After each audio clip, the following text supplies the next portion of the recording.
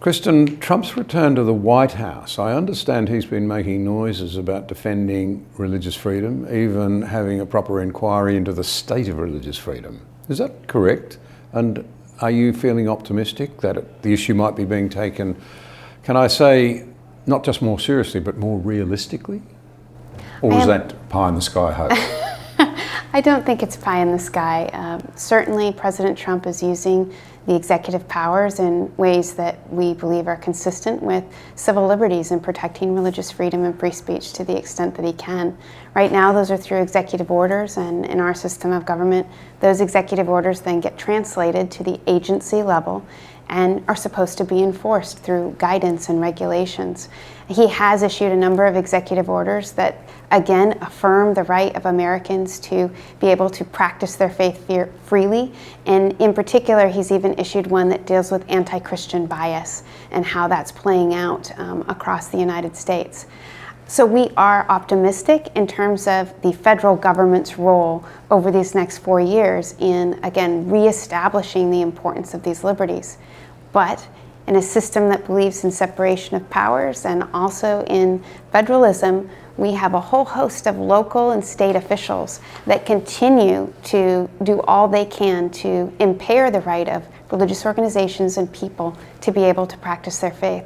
So I think you'll continue to see litigation go up, as many of our cases have gone up in the past to the Supreme Court for religious discrimination, and you'll see the courts need to intervene in those cases. But you will also see the U.S. government switch sides in those cases now to those who are on the side of true freedom. Let's pose a hypothetical here for a moment.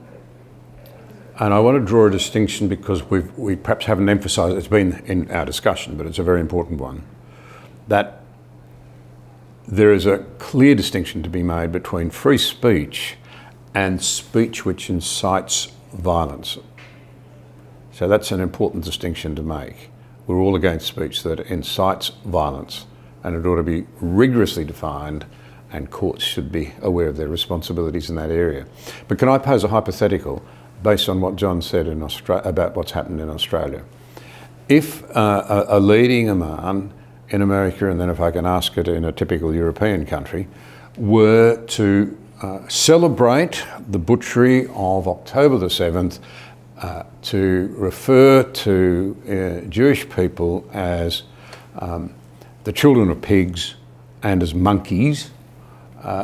So you're seeing there, foul language, and I would argue incitement to violence. What would happen in America? Would anyone take that to court? Would there be any action?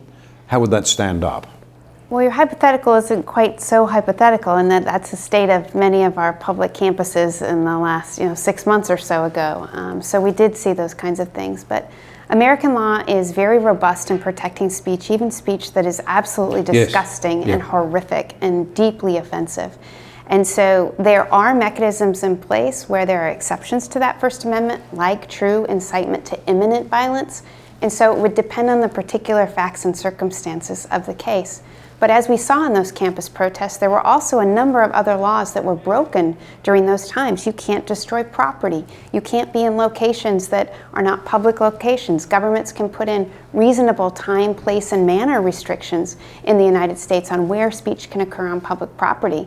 And similar to what John was sharing, what you saw with the United States authorities, was the state authorities and the campus authorities, they weren't enforcing the legal mechanisms that they already have for the acts, the conduct that was breaking the law as opposed to the speech. And I think that's an important distinction that we make.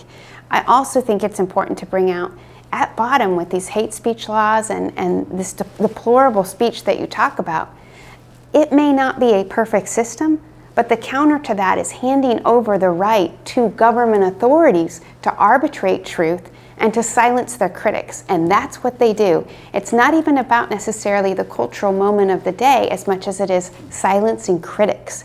And that's where you get into losing our right to even have democracy.